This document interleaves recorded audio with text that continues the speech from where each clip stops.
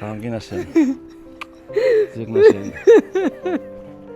هیچ وقت ما فرزند شما در پهلوی شما تا روزی که هستیم خواهیم. ایجاد 50,000 تومان.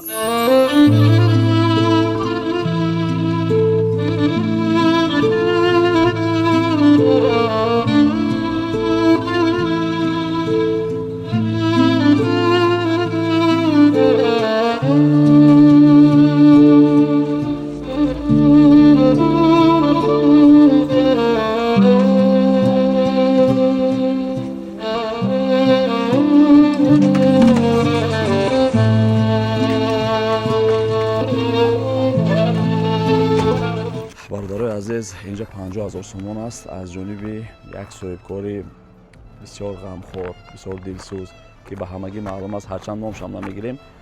با اویله همین مصیبت زده که فرزندش در دریا غرق شده بود، حاضر میتیم برای خرجشون. در حق این صاحبکار هم دعا کنید، در حق این گذشتگی هم دعا کنید.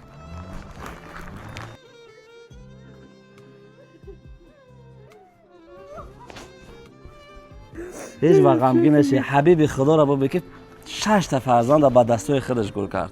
ان شاء الله سبب جنت رفتنتون میشود. خدا را شکر. شما زیگ نشین، دعا بکنین. از همه بهتر به غم خوردن هیچ تقدیر تغییر نمییابه، او بر نمیگرده. بله، فقط در حقش دعا کنین، بهترین است.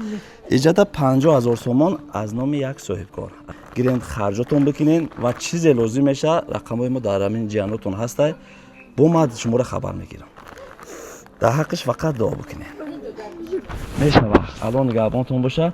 من همچون فرزندتون چه خدمتی که شد ما در پهلوتون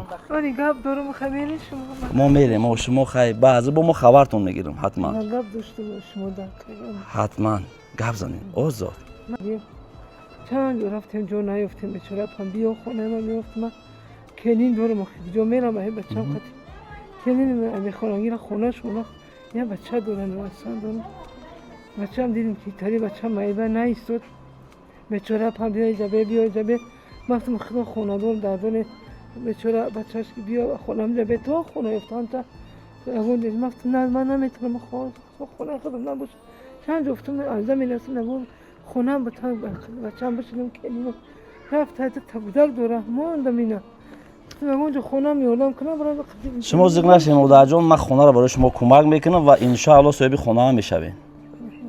شما برای این زیگ نشین مایلاش. بابا بیچاره پام بیا خونه ما دبس خب فرزند پدر هنگی مادر ما کلون کرد بچه‌م بیا بیس بچه تا چینا که یک جمله نشتگیم خیلی شکرم خدا بیچاره پام یا ایغام مرا یا سوختی بچه تا بیا بیسک چند رفتم ما میگه قطعی میام خیلی شما زیگ نشین. ما تلاش میکنم برای شما خونه هم میگیریم. من همچون فرزندتون تا روزی که هستم در پهلوتون نیستم. مایلش فقط دعا کنید در حق ما برای همش زیگ نشین.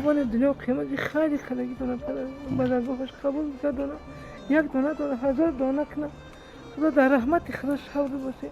این نامه اماتون بعد سیروس دنیا بگیره. آمین. پروردگار پیغمبر خدا عیدست بگیره شفاعت. بهش تبدل بده. پروردگار